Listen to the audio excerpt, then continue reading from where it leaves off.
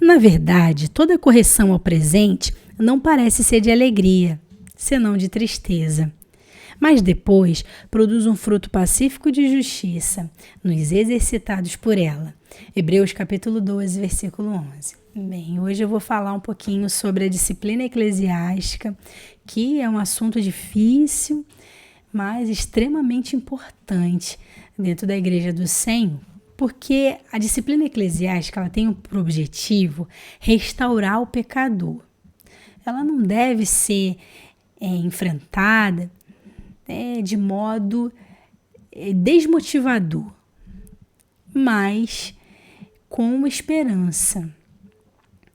Porque o desejo de Deus é que todos se arrependam e cheguem ao conhecimento da verdade, né? Então, assim, a disciplina, ela faz com que aquele pecador, ele volte ao caminho da santidade para Deus, né? Então, aqui nós vemos que Jesus, ele autorizou seus apóstolos a aplicarem a disciplina na igreja, né? Nós vemos em Mateus 18, quando ele, dá o poder aos seus apóstolos ali, poder de ligar e desligar, tanto na terra quanto nos céus. E em João 20:23, ali Jesus, depois que soprou o Espírito Santo ali sobre os apóstolos, ele disse para eles, a autoridade que estava dando a eles, de liberar e de reter os pecados, de perdoar os pecados e de reter os pecados. Então, olha que autoridade que Deus deu aos homens para que possa estar ministrando sobre a igreja a disciplina. Que muitas vezes os irmãos, eles acabam olhando de uma maneira assim, bastante vingativa, aqueles que aplicam a disciplina, Então, assim, a palavra do Senhor fala que a disciplina tem esse objetivo de confrontar o pecador e chamá-lo ao arrependimento, porque Deus, ele ama e disciplina todos aqueles a quem ele tem por filho. E se ele está trazendo essa disciplina através dos seus servos, porque ele delegou aos seus servos essa função, então é porque Deus, ele quer nos restaurar. Ele quer que sejamos novamente parte do corpo. Porque o pecado, ele afasta. E esse processo da santificação nos une. Então, vamos lá, Como que funciona essa questão da disciplina eclesiástica? Ela é dividida em duas formas, a informal e a formal. A informal é quando pode ser um pecado grave ou não, em que ali vai ser necessário apenas que o líder, o presbítero, aquele que vai estar ministrando a disciplina eclesiástica, ou até mesmo o pastor, o apóstolo, de uma maneira privada. É sempre bom que leve uma testemunha ou duas testemunhas, mas assim, amorosamente, particularmente, ali vai trazer à tona o pecado daquele irmão e se aquele irmão se arrepender, fica tudo certo. E se não se arrepender, aí ele deve ser levado, publicamente, para que possa sofrer ali o dano, a repreensão. Então, a informal é assim, mas a formal, ela é um pecado sério, impenitente. Ela é séria por causa da gravidade, obviamente, e da abrangência, né? Até onde esse pecado alcançou, o nível que ele alcançou. Então, nesse momento, ele é levado a um conselho, e muitas vezes é levado à igreja, expor diante da igreja aquela causa.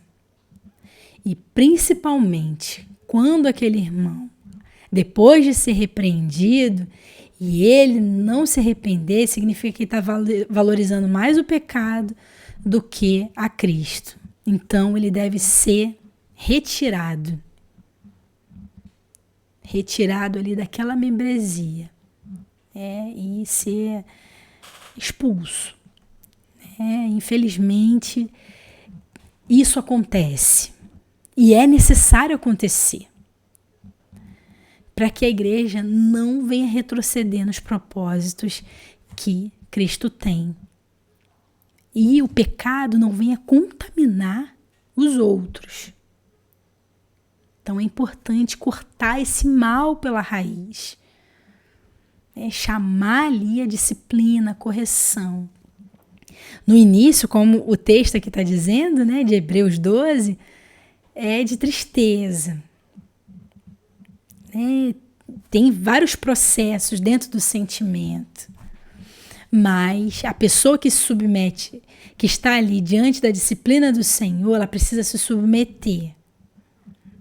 Ela precisa aceitar aquela disciplina. E a disciplina precisa ser aplicada corretamente, segundo a orientação do Senhor, aquilo que Ele determinou na sua palavra. Porque muitas vezes nós vemos exagero. Muitos que acabam ali, né, ali cavucando demais, querendo saber até mesmo aquilo que está nos pensamentos dos irmãos, aquilo que não foi consumado, o ato, né, está dentro do coração, a iniquidade, mas que não se tornou um pecado, e ali fica julgando e acaba aplicando uma disciplina desnecessária. O que, na verdade, uma conversa, uma instrução pode livrar aquele irmão do inferno. Então, assim, a disciplina eclesiástica, ela precisa ser tratada com muita responsabilidade, porque são vidas que Deus ama e que Ele espera, ver transformado. Então, assim, a disciplina formal, ela precisa ter muito cuidado também nessa questão da falta de amor dos irmãos, né? Porque a palavra do Senhor diz que o amor cobre uma multidão de pecados. E muitas vezes, expondo aquele indivíduo diante da igreja, pode causar uma revolta. Porque, como eu falei, é preciso analisar cada caso. É preciso observar aquilo que está acontecendo na vida da pessoa com relação àquele pecado. Porque muitas vezes ela pode ter pecado e ela pode já está naquele processo de arrependimento. Aí, por ele ter sido um pecado grave, acaba expondo e humilhando ainda mais aquele irmão, aquela vida. E a rejeição por parte dos outros, porque muitas vezes isso acontece, porque dentro da disciplina você tem que cortar, eu não digo cortar laços com as pessoas, mas é necessário deixar a pessoa viver aquele momento específico com Deus. Então, muitas vezes dentro da igreja nós vemos que acaba os irmãos não dando lugar ao amor, a esse sentimento de compaixão pelo próximo. Então, é importante que aquele que está aplicando a disciplina também possa orientar os demais, para que aquele irmão não seja pego assim tão desmotivado, ele acabe abandonando, né, o evangelho, o caminho da salvação em Cristo Jesus. Então, assim, eu estou falando bastante pontual, né, sobre esse assunto, porque é um assunto delicado e é um assunto em que muitos têm se desviado por causa de líderes que não sabem exercer essa função corretamente, com equilíbrio, com instrução divina, com essa sensatez e com empatia. É importante. Então aqui a palavra do Senhor fala também sobre a disciplina na vida daqueles que estão em posições de liderança, né? A disciplina de presbíteros e diáconos. Quando eles erram, eles devem ser punidos. E com mais severidade que os demais. Por quê? Porque eles são líderes. Quando o líder peca, ali a exposição do evangelho, que está diante do mundo, acaba ali sendo envergonhada por causa da postura do líder. Quando um irmão que apenas professa fé, ele peca, ele não atinge uma proporção tão grande quanto a de um líder. Então ele precisa ser disciplinado pelo Senhor, porque o Senhor, ele disse, né? A quem muito é dado, muito é cobrado. Então precisa ali, né, ser vigilante, esses líderes, para que eles não venham cair em tentação, em pecados e acabar envergonhando a igreja de Cristo, né? Então, assim, em Lucas 12:48 diz: aquele quem muito foi dado, muito lhe será exigido. E aquele a quem muito se confia, muito mais lhe pedirão. Né? Então, assim, esses presbíteros que andam por vias pecaminosas, eles não devem ser poupados, né? Mas é importante tomar bastante cuidado contra qualquer tipo de acusação que se faça ao presbítero ou diácono, porque eles são alvo de muitas calúnias. Então é preciso tomar cuidado. Aquele que sabe que aquele líder está vivendo uma prática de pecado, ele tem que levar ali, né, ao conselho da igreja 2 ou 3 testemunhas.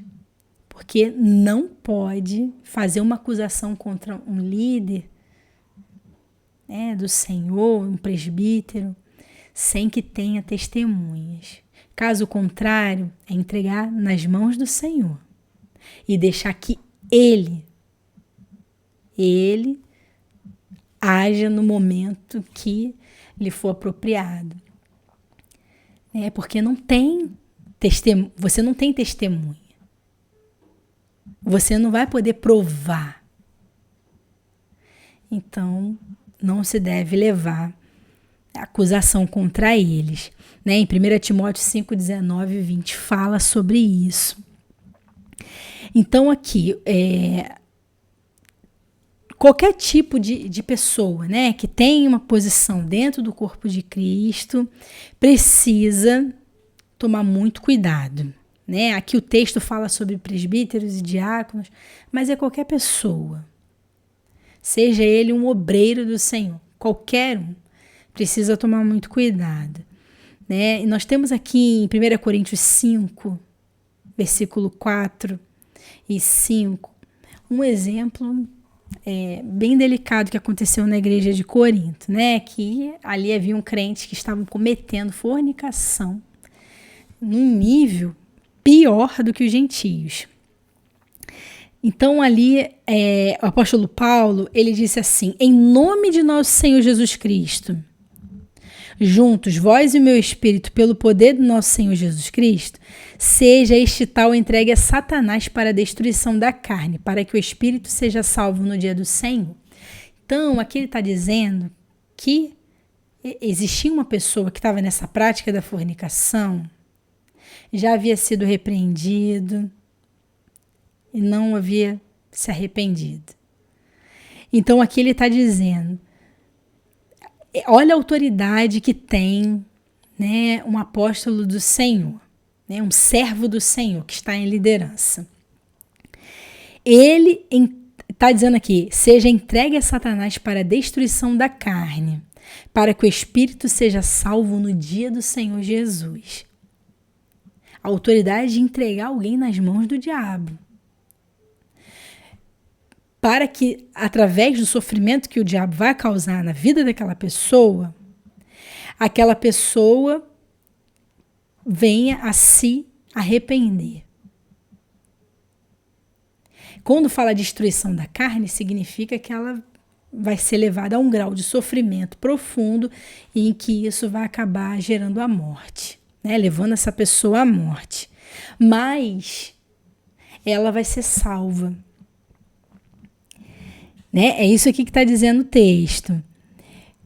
Para que essa pessoa ela possa declarar, né?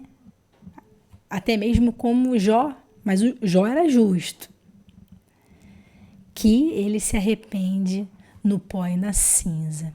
Então, quando essa pessoa ela está ali naquele momento de leito de enfermidade, ela é salva pelo Senhor, né? A sua alma. Mas o pecado que ela cometeu é tão grave, é tão profundo, que é necessário que esse processo aconteça com ela. Para que todos possam temer ao Senhor da igreja, que zela, que cuida do seu povo.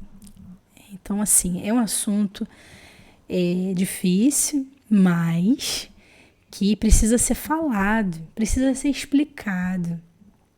Nós também vemos, assim, momentos de pedido de perdão a Deus na igreja, quando alguém erra, né? Levar ao público aquilo que realmente causou ali um problema para a igreja, no sentido coletivo.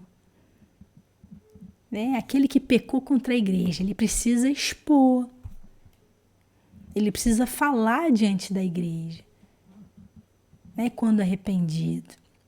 Quando alguém peca com o próximo, erra com o irmão, ele precisa em particular naquele irmão. Se aquele irmão não ouvir, levar testemunhas com ele, para que ele possa receber o perdão daquele irmão. E assim, né? Aqui eu estou entrando no assunto do perdão, mas tem tudo a ver com essa questão da disciplina eclesiástica.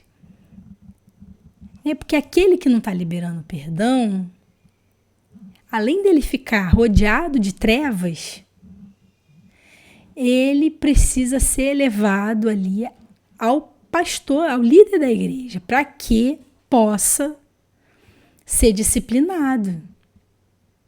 Porque um irmão dentro do corpo de Cristo que não libera o perdão ao outro, ele precisa ser disciplinado, né?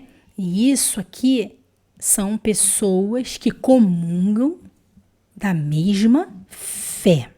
Isso precisa ficar muito claro, né? São regras que Cristo estabeleceu, né? E falando sobre uma aplicação escatológica desse assunto, nós vemos a igreja de Laodiceia, em Apocalipse no capítulo 3, que o Senhor ali, ele diz que essa igreja é uma igreja morna.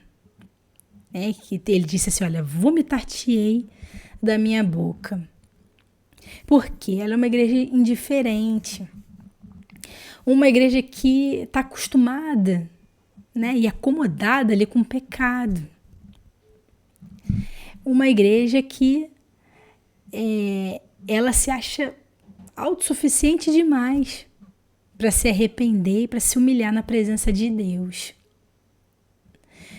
Então, nessa carta que João escreve à igreja de Laodiceia, o Senhor, no versículo 19, ele diz assim, olha, eu repreendo e castigo a todos quantos amo. Sê, pois, zeloso e arrepende-te. Deus, ele espera que a sua igreja venha se arrepender. E quando ele está castigando é porque ele ama. E nós precisamos viver o amor de Deus, deixar com que a disciplina do Senhor nos molde, Por quê? Porque aqui, diz em Apocalipse, eu vou ler aqui a promessa que Deus tem para aquele que vencer. 19 diz assim, no 21 diz assim, ao que vencer, lhe considerei que se assente comigo no meu trono, assim como eu venci e me assentei com meu Pai no seu trono. Então, aquele que vencer, aquele que se humilhar, se arrepender, se despertar dessa indiferença. Aqui o Senhor está dizendo que vai se sentar com ele no trono. Essa é uma promessa de Deus. É uma promessa do Senhor, E que todos os obreiros de Cristo, sejam despertados desse sentimento para que possa se assentar com ele em seu trono. Amém? Deixo com você esse estudo, para que você possa estar aprendendo um pouquinho. Eu não fui tão fundo nesse assunto, mas aprendendo um pouquinho, O objetivo da disciplina eclesiástica, o objetivo de Deus corrigir o seu povo é para que ele volte a praticar a santidade, esse processo da santificação na vida do crente, para que possa estar com ele naquele grande dia. Amém?